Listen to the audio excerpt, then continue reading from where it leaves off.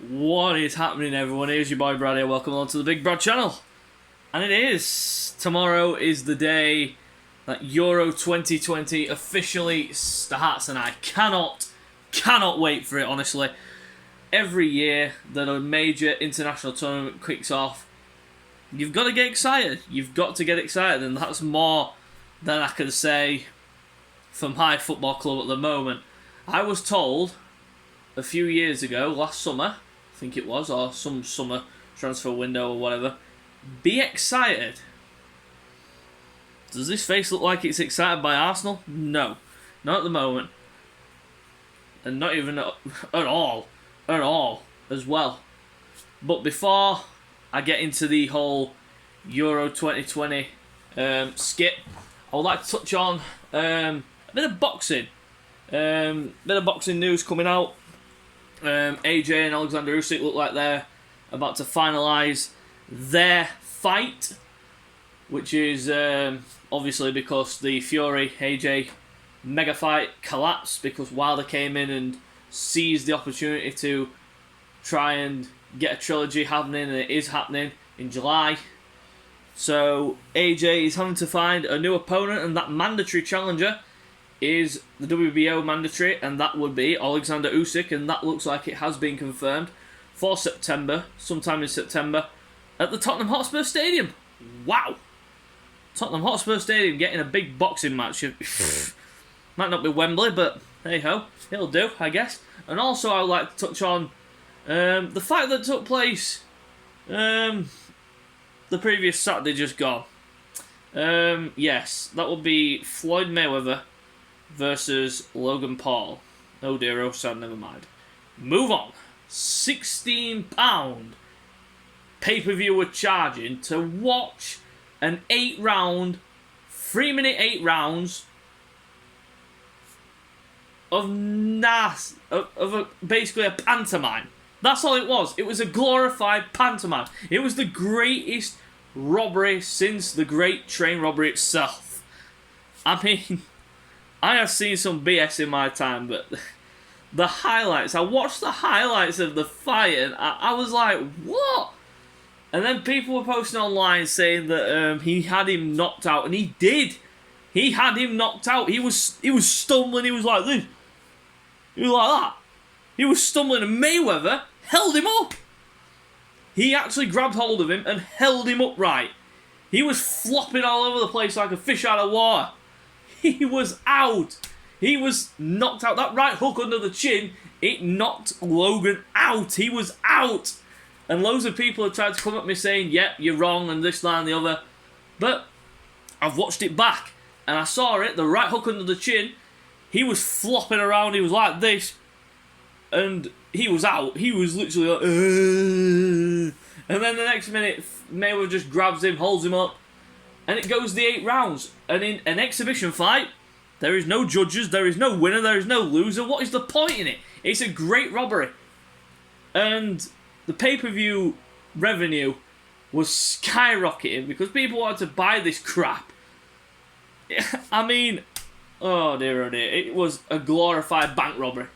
It was a confirmed bank robbery, basically, of our pockets. And I'm glad I did not pay for it, and I'm glad I did not watch it, but I did watch the highlights, obviously, what people were on about when they were on about this holding up process thing that happened when Mayweather had him knocked out and then he held him up, and he did. It was fact. It was there. But Logan held his own. He lasted the 8 rounds. But proves nothing. Proves that these YouTubers, they need to quit boxing because I'm sick to death of it. To be fair, I'm sick to death of Logan and Jake trying to think, oh, we can just walk into this sport and become legendary straight away. Trying to become boxers. I mean, Jake, he's got Tyrone Woodley in August. Hopefully Tyrone knocks the fuck out of him. I hope he knocks him out. I just hope that Tyrone Woodley, just pop, straight at chin, pop, like that. Knockout, simple as that. Right, forget about boxing. Let's move on to the Euros. Euro 2020. But it's 2021. But UEFA decided, we're just going to stick to the last year name and keep it at that. And they had their reasons for it. And yeah, Euro 2020. underway tomorrow night, 8 o'clock. Turkey against Italy. That will be a very, very interesting game to kick off the Euros. I mean, we had the Russians kick off the World Cup in 2018. And they won 5-0, was it? So, let's see what happens in this one. And England, you know, play on Sunday against Croatia at 2 o'clock at Wembley. Who do I think is going to win it? The favourites have to be the French. They have to be the favourites. They're coming into this as not even the defending Portugal, the defending European champions at the moment, but they are the defending world champions of the French. They are the current world champions, and they have got a squad like no other. They literally ransacked the entire World Cup. They ran through everybody. They just ploughed through everybody to get to that final. They smashed Croatia up. And I mean, yeah, there was some controversy involved, but the French, they were just amazing in that tournament. They were utterly amazing. If we'd have played the French, if we'd have got past Croatia in that semi-final, we'd have played the French in the final, we'd have probably got blown away. But it is what it is, and the French, for me, coming as the favourites. And there are quite a few teams that you'd think would be there and about. Like, you've got the French, you've got Belgium, you've got Holland, you've got Germany, you've got Spain, you've got Portugal. That Group F is a damn shame to Hungary, I tell you. Portugal, France, Germany, Hungary. That's the group of death. You're basically talking the group of death, and you feel sorry for the minnows that are Hungary. They are the minnows in that group. Most people would probably predict them to finish bottom.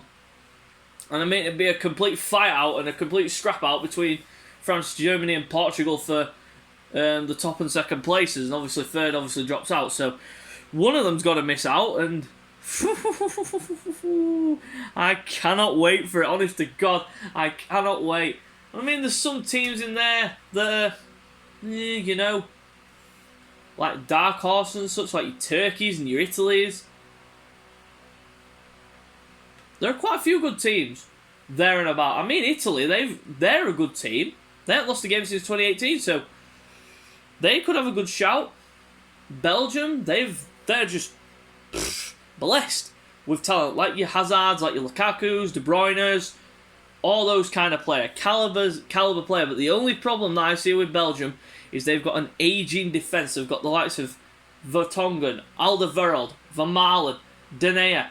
Well, Denayr's not old, but still aging defence they've got, Belgium. But their attack force is just unbelievable. In the midfield, you think about the players like Tielemans and Witsel and De Bruyne and Mertens, and oh my goodness, they are blessed with some brilliant talent. And I mean, Germany, everyone thinking just because they had a shit World Cup, and obviously this year they're losing their manager, Joachim Löw. Everyone will think Germany is just going to go in, they're going to get eliminated, and yeah, you know the rest. But look at the players that they've got. Players like Toni Kroos, Thomas Muller, Serge Gnabry, loads of good players, Neuer, and I could go on forever. Literally, Germany, they are still a quality side. And I mean, they're getting a replacement manager in who took Bayern, let's say took Bayern, but taking Bayern to a Bundesliga title is nothing. That's nothing this day and age. But he won the Champions League with them. I mean, he beat PSG in a final, and he won the Champions League. He's the perfect replacement for Joachim Löw. But Germany, you cannot write him off. Then you got Portugal in that group. Portugal, you've got Cristiano Ronaldo, who still looks as jacked as ever. I mean, the man literally looks like a 20-year-old. He's got the body of a 20-year-old, but he's over 35. The man is over 35 and he looks like a 20-year-old. But I saw something on the internet. People ridiculing the man because he put a free kick up into the stands. Yeah, that was shocking, but come on. He's still one of the world's best players. I mean, he could tear up the Euros. You never know. That's the thing. And then, lo and behold, everyone's got the beautiful, it's coming home, it's going to be stuck all over the place. England flags flying everywhere, it's coming home. Yep, we're going to get sucked into it like we did in the World Cup. Yeah, we got to the semi-final of the World Cup in 2018, and yeah, we know the rest. But yeah, we were all singing it. We all got sucked into the hype. It's coming home. It's back again. We got Croatia on Sunday, and I mean, how can you not get excited? I mean, England, yeah, they're a team that don't do well in tournaments. I mean, the last time we won a tournament was 1966, and that was the World Cup in 1966. That was the last time England were relevant and actually did something. I mean, we had the golden generation in the years of 2000, right up until 2010. And I mean, look at the players that we had back then, like the David Beckhams, the Ashley Cole, Steven Gerrards, Frank Lampards, Rooney's, all those great players, and we couldn't even do anything. I mean, look at the spectra. We lost to Portugal in 2004 at the Euros. We lost it. We didn't even met the Euros in 2008. I mean, Euro 2016, that was a joke how we lost to Iceland. I mean, how the hell did we lose to a team that basically goes, woo, and claps in the air? Unbelievable. But now, Euro 2020 is around. Look at the squad that we've got. I mean, look at the calibre of players that we've got now. We've got the likes of Jack Grealish, Phil Foden, James Sancho, Mason Mount. All these great young players. Can't forget Bukayo Saka in that list. I am definitely not forgetting him. Great young prospects, great young talents that have done so well for their clubs. I mean, Jack Grealish, I mean, that man, he's probably the closest thing, in my eyes, and most England fans who are probably watching the Euros this year, he is probably the closest thing to technical ability to Paul Gascoigne that we've seen for a long time. Since Paul Gascoigne. My gosh, that man could keep a ball on a string. He holds the ball with a string. I mean, Mason Mount, great technical player. Foden, another one, great technical player. We've got Harry Kane up front, who's the top scorer in the World Cup, yeah. About 4 penalties, but yeah, no one complains when Fernandes keeps getting about 50 penalties a season. Yeah, alright then, that's a fine. Excuse me. But yeah, England.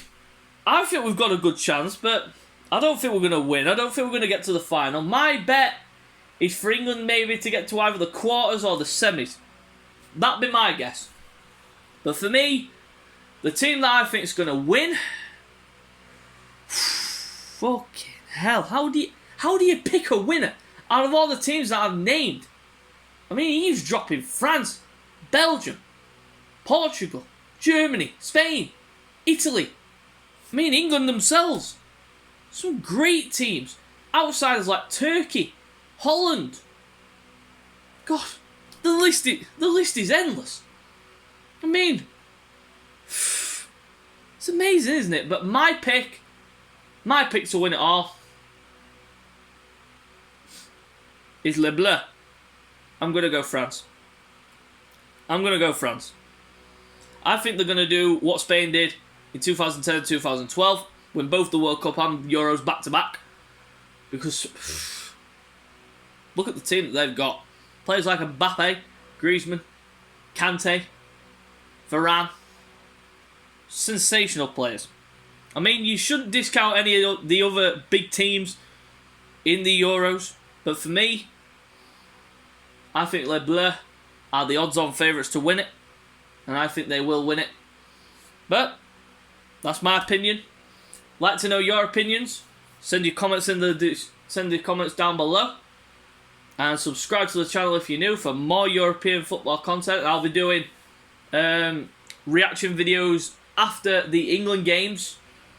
So, till next time, we will see you later on the Big Brad channel.